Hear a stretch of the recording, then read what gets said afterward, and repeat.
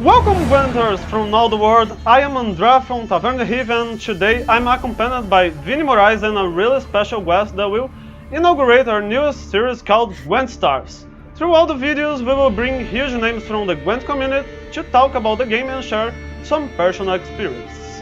And our first guest is nothing more, nothing less than one of the greatest content creators of the game, faction ambassador for Nilfgaard and much more. Give a warm welcome to Jaggerous. Hello guys, hello everyone, be welcome Jaggers. It's always an honor to have such special guests with us. Could you introduce yourself and tell us a little about your role in the Gwent community? Well, thank you so much for inviting me to the show. Obviously, my name is Jaggerous. I am a Gwent content creator and esports caster. So I've been playing Gwent since closed beta and mostly at the moment work on YouTube doing deck guides and YouTube content. A lot of stuff for beginners, for example, because when I first started playing Gwent, that wasn't really a thing. And I also commentate official tournaments for CD Projekt Red, so you may have seen me during the Gwent Open or Gwent Challengers commentating alongside Impetuous Panda. Well, the first thing we would like to know is if you have always liked video games and when do you think this started? Well, I actually have 4 siblings, but I have 2 brothers, one older and one younger, and I have 2 sisters, but they're further in age from me. So when I was a kid, I would play a lot of video games with my brothers. And I think since I was very small, I've always loved video games. I remember when I was 6 or 7, I got a Game Boy Color for my birthday, and I got Pokemon Red.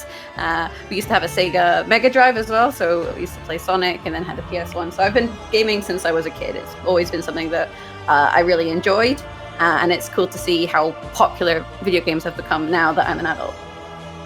Oh, that's nice. When my father got married, his first video game was Atari. Oh wow, that's a bit before my time. Yeah, a long time ago. Wow, and how did you discover Gwent? Have you enjoyed the game at first? It's funny, with Gwent, so many people are like, I played The Witcher, and then I played Gwent, but not for me. I had not played The Witcher when I first started playing Gwent. I used to play various card games. One was based on RuneScape, and that game kind of died. And when it died, I was looking for a new card game to try out.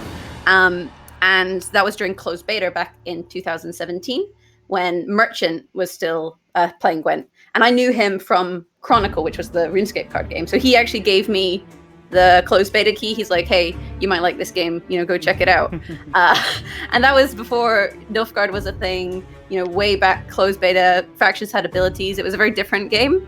And I did enjoy it. I think at first, though, I found it quite difficult, as a new player when you don't have many cards. So you're only playing one deck. I was playing this monsters deck with Foglets and Eredin and stuff. And that was my one deck. And it took me a while to kind of figure out the game. And there wasn't much for beginners back then, like in terms of resources for learning the game, because it was closed beta. So as I kind of learned how to play, I started making videos of the stuff that I had learned to help people like me, basically. And that's how I then got involved in YouTube videos for Gwent. Wow, very interesting to know the story behind it, and we would like to know how was the trajectory to become a faction ambassador, and what does this mean for you? So with the faction ambassadors, this is something that I think CD Projekt Red have kind of played around with a little bit. When they first announced the program, I was originally the Northern Realms faction ambassador, so people might know this. And during that time, we were required to make a video for the official channel. So you'll be able to find my beginner guide to Northern Realms for CD Projekt Red. And they asked me to be a faction ambassador because they knew I did a lot of beginner stuff and it was kind of accessible. And that was when Mogwai was the Nilfgaard ambassador. And then with Homecoming, they wanted to revamp the program a little bit. And for some reason, McBeard became the Northern Realms faction ambassador. And so I got moved to Nilfgaard, which I think they were trying to find people who were already faction ambassadors and, line them up with different factions. And actually, although I was like quite, I played a lot of different factions. Nilfgaard has become kind of something very close to my heart because they have this, the way people feel about Nilfgaard is hilarious. People either love Nilfgaard so passionately or they hate it. Like there's a big Yeah. group of the Gwent community who would be quite happy if CD Projekt Red removed Nilfgaard from the game. And I love how polarizing it is as a faction. And I feel like the Nilfgaard fans have so much love for Nilfgaard. You know, you have the people saying like Alba and Hail Kurtza and you know, sons and daughters of Nilfgaard, and talking about the great sun. And I love the energy behind Nilfgaard. And I feel like with the latest expansion with spies and stuff, it's starting to really feel much more put together than at the start. With Homecoming, Nilfgaard didn't have a lot of identity, and it was really weak and kind of just sad when Homecoming first happened. But now Nilfgaard, I do feel like they have made Nilfgaard great again, and so it's really cool to see the energy behind the faction and to be able to represent that in some way in the community. Very nice your story about the factions. And how is your routine as a streamer and content creator? We know that this can often be extremely tiring and challenging. Oh, content creation is really difficult. I feel like people sometimes think it's so easy to do, but there have been times in the past with Gwent when I took time off personally just because I was having, you know, problems with my mental health. And so I stepped away from content creation for quite a few months just to recharge, basically. And doing something like that is really difficult because people will then kind of judge you for taking time away. You know, people who don't really understand your own personal problems will then be like, oh, well, you know, she left the game, you know, she moved away with Homecoming, she doesn't deserve to be a caster, or these sort of things. And that is definitely something that's difficult. But I think with content creation, you have to look after yourself. And a lot of creators don't do this. They'll stream, you know, 7 days a week. They will, you know, do 8-hour streams 7 days a week, or constantly be making videos, and they get burnout. And we've seen members of the community take breaks because of burnout. And I think you just have to find a balance with your, you know, your life, your friends, your family, all that kind of thing. And so for me, I actually stepped away from doing Twitch as much, and I mostly focus on YouTube now and my esports stuff, because that works so much better for me. When I was trying to do Twitch and YouTube and casting, it was absolutely too much. And I felt like I got to the point where I wasn't enjoying the game in the way that I used to. But by taking time for myself and changing the way that I kind of make content, it has worked so much better. I'm very fortunate in that I have a YouTube audience that, you know, if I do to have taken time away, when I then post videos, they're always very excited. They're always really welcoming. They're always like happy to see me come back. And I feel like when that has happened, I haven't really suffered too badly in terms of a viewership dip or something. Whereas with streaming, I know that if you take time away, that can be very detrimental. I think my YouTube audience is awesome. They're really, really lovely. And they're always happy whenever I post a video, even if I'm taking, you know, maybe a little bit of a break every so often just to look after myself. We share your difficulty because we are also content creators. And we also would like to know that you have played an important role in the Gwent Masters broadcast. We would like you to tell us a little about what it's like to be part of the casts of official tournaments and how you and the casters prepare yourselves for these events. Casting Gwent tournaments is the best. I love it. It's so much fun. Honestly, when I get to go to Poland, I have the best weekend because you're hanging out with everyone who just loves Gwent. Like, there's a lot of passion with the players, with CD Projekt Red, with the other commentators and stuff. It's always such a fun weekend. It's really tiring, but it's really, really fun. So it's one of these things that I love to do. I know at the moment we're working online, and it's a bit of a shame because you don't have the same interactions. And it does actually make preparing more difficult because usually in Poland, we will speak to the players about their decks in person. Hesser, the translator, is also there to help us for players who don't speak English. We can kind of talk to them about their lineups and stuff. We can have big group conversations with CDPR, with the analysts, with the casters. So doing it online has been more challenging in terms of preparation. I've been very lucky also to have joined Team Leviathan Gaming as a content creator, and they helped me a lot with my tournament prep. I spectate a lot of games. I do play, but I also really love to spectate pro ladder games because I'm basically watching pros play the game, right? Which is much more beneficial than me playing myself because their level of play is higher. And also it means that I can ask the players questions about, you know, why did you do this? What was your thought process here? And that's been honestly so valuable for me with working with Team Leviathan Gaming and their pro players in terms of asking questions about matchups, about these sort of things, and just sharing knowledge. And that really does help me to prepare. And I think, like, as a result of that, I've been able to improve my commentary, from event to event. And I'm always open to feedback, as long as people are constructive and not just being like, you're bad and I hate you, then, I'm always hoping to get better. I think as a caster, when you assume that you are good enough, like when you get complacent, that's when you will start to get worse. And that's when the passion is kind of gone. You're never going to be perfect, but as long as you're always trying to get better, I think that's really important for a caster. Well, very cool. In talking about Gwent Masters, we would like to know one thing. At this year's Gwent Open 1, we finally had the presence of a Brazilian player in the tournament, even though we haven't been able to see much of his gameplay. But we would like to know, what do you think about the diversity and representativeness that Gwent's competitive scene has been bringing throughout the years?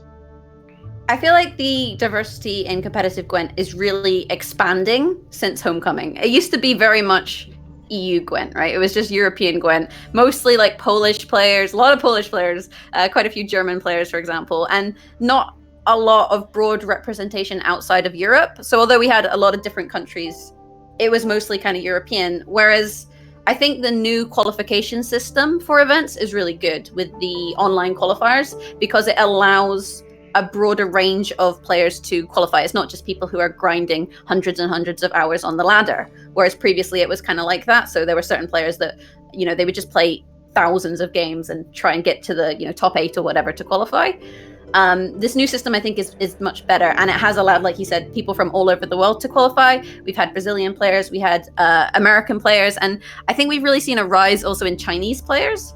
Although there used to be, one or two, Hana-chan, for example, qualified quite a lot last season.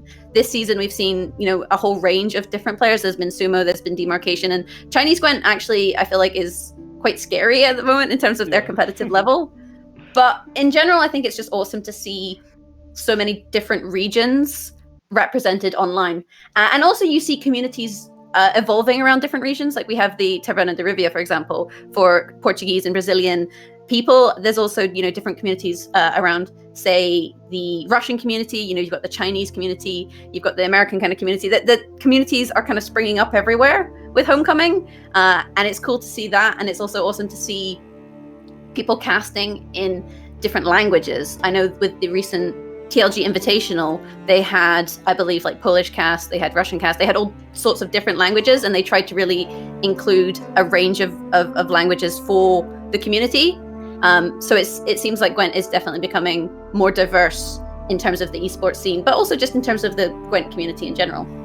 Wow, really awesome. And finally, we would like to know, what do you expect from the future of the game? Are there any tools, keywords, or archetypes that you would really like to see in the game?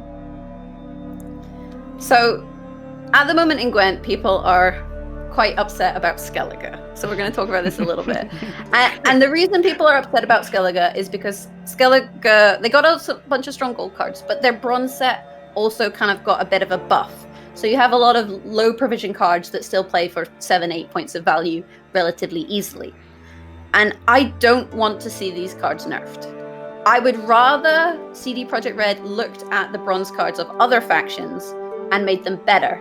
Because I feel like one of the problems with Gwent is sometimes it feels like you lose in round 3 just because you drew bronze. And it's like your opponent draws gold and you drew bronze, therefore you just lose. Whereas if they improved the strength of bronze cards more, like a little closer towards gold cards, it wouldn't feel like you're in that situation where it's like, oh, I drew a 4-point bronze card, therefore I lose. If you have a couple more points on your bronze cards, they don't feel as unimpactful. And it also gives you more flexibility in round 1 and round 2 in terms of spending cards. You don't necessarily have to spend big winning cards in order to take the round. You can kind of do a bit more with your bronze.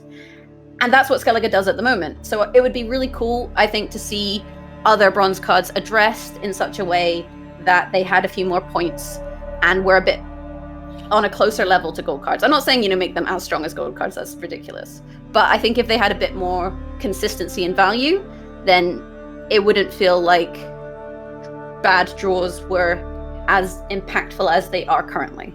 I think that's the one thing I would really like to see, is just buffing the bronzes, basically. And I think that would make the game better overall. Such interesting ideas that you have for the Gwent future. And Jaggerous, it was an honor to have you here with us. We hope that we can meet more again in the future. And would you like to leave a message for your fans all around the world? I would just like to say a big thank you to the Gwent community. I feel like Gwent has been up and down, in the past with Homecoming and changes and these sort of things. But the community in general, I think, is a really positive and welcoming place. I feel like Gwent fans are awesome people. I've never met a Gwent fan and thought like, oh, this person's terrible. No, Gwent people are just lovely people, regardless of the community. And I just want to say, a big shout out to everyone who has supported me as a creator, people who send me nice messages about my casting or comment nice things on YouTube. It's always really appreciated to see how much positivity there is for Gwent. And I have a lot of love for the Gwent community, and I want people to be aware of that.